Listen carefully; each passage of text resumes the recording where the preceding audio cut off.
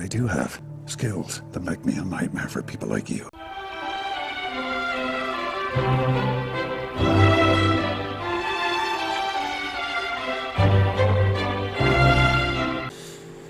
G'day everyone. Right, a few days ago I posted up a video about intentionally informal voting of an Australian bird telling people how to do it in their process. Now, it's been quite interesting responses in the comments, I've got to say. Everybody asking if it's for real, will it work in UK, does it exist in Australia? I don't know. I'm not an Australian citizen, I'm not a UK citizen, and my person is a New Zealand citizen, so I thought I'll do my due diligence, just as I expect all of those other people out there in the comment section leaving their questions to me to do their own due diligence in the society they're in. Okay, so what I did, for New Zealand, we have the Official Information Act 1982. So for a start, I sent an email on the 5th of April off to the Electoral Commission, and I asked, hello, under the Official Information Act 1982, please supply in detail the correct procedure to place an intentionally informal vote or wasted vote during an election cycle.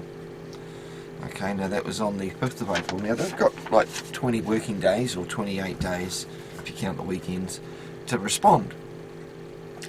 But in fairness, they responded back to me 3 days.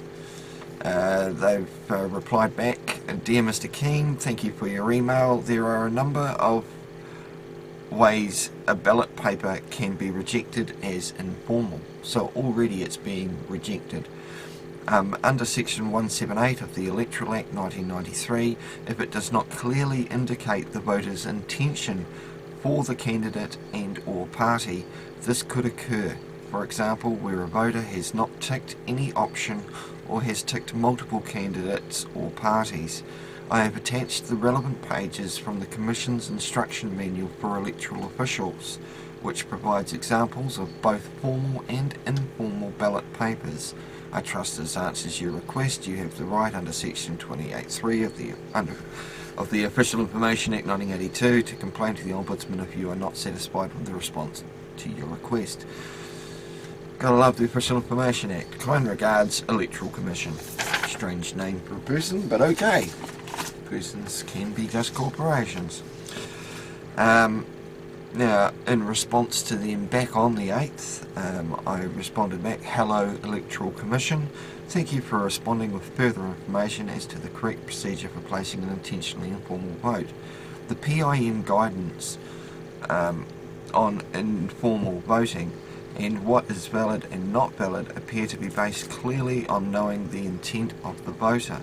Using example 5 from page 2 of the PIN guidance, and with the added clearly notified intent, no suitable candidate to follow my wish, is the intentionally informal vote we have attached as an example considered valid or invalid? If not valid, please define why. We thank you for your further time and attention to our inquiry. I got a response back at 4 o'clock on the 8th of April, just yesterday, and this is what it reads. Hi Mark, thanks for your query. For a vote to be counted as a vote for a particular party or candidate, the voting paper must clearly indicate the voter's intent to choose one of the available parties or candidates. If it does not do so, it would be recorded as an informal vote.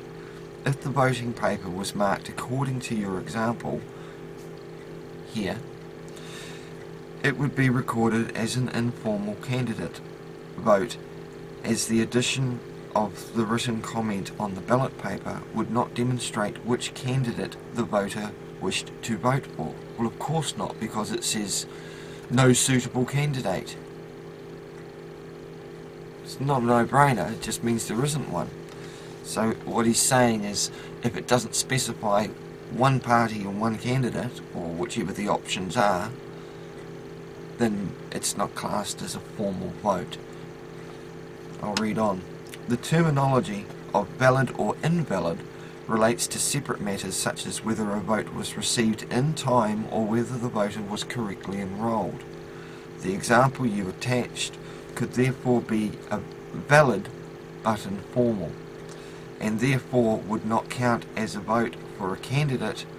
If valid, it could still count towards overall turnout figures, so for their data, along with results for parties and candidates. So if you're not choosing a party or candidate, how would it show as a result? Perhaps it's just showing as a result as nobody chose these fuckers. Any of them. I don't know. The Electoral Commission publishes the total numbers of informal or disallowed invalid votes. See here, for example, when they supply me a huge spreadsheet with a shitload of numbers on it. Kind regards, Electoral Commission. So again, for clarity, just this morning I've sent away this on the 9th of April. Good morning. Thank you for a very prompt and appreciated response.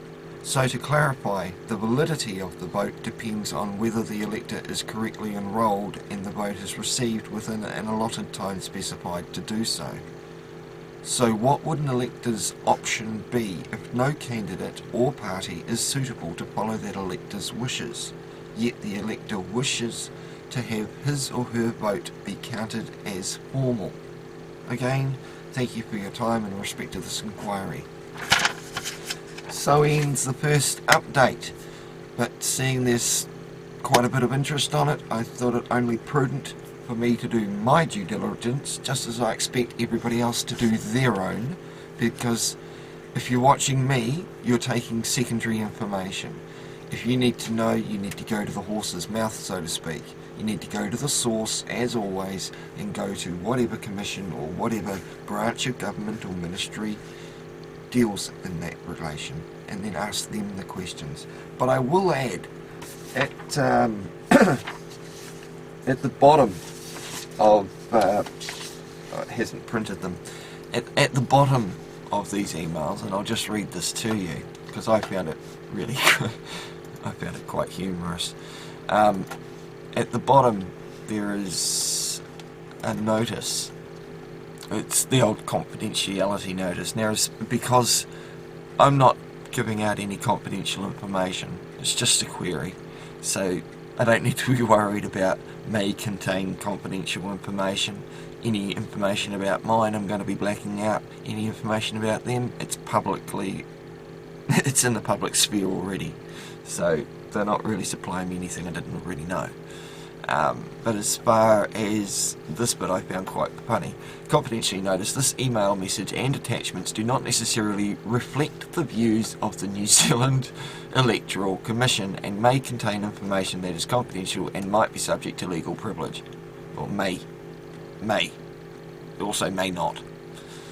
But isn't that funny that I'm actually asking the Electoral Commission questions about voting, and they send me an email in response to an Official Information Act request, signing it Electoral Commission, and yet at the bottom, under the, if you click on the ... because it's not there when you first read the email, you have to expand it all, at the bottom it says, this is not necessarily the views of the Electoral Commission.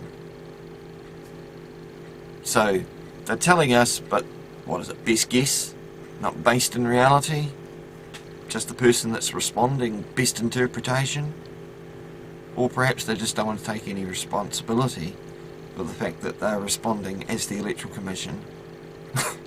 At the end of the day, they're all immune anyway from civil litigation. So, what's the frickin' problem? We're just after a bit of facts and a bit of truth. So far we've found out that if you do it as it's specified in the video by the Australian lady, and in the example that I've shown you, that it is still classed as a valid vote because the validity of the vote depends on whether it was placed in the right time and by someone who's enrolled correctly. That's the validity of the vote. Whether it's a formal vote and counted or an informal vote and rejected is the point we want to make. We want to know how to make a formal vote Yet, by specifying no suitable candidate, no suitable party exists. But you still want your vote to be counted, otherwise what's the point in voting? I mean, we all know it's a selection, not an election. If you're going to take the time to actually go to the polling booth and put your vote in, surely you want to make it either count or not count for any of them, if that's your wish. And that's all I'm trying to do. I'm just trying to get to the bottom of this intentionally informal voting. There's quite a few write-ups if you go Google searching for that. Some interesting reading.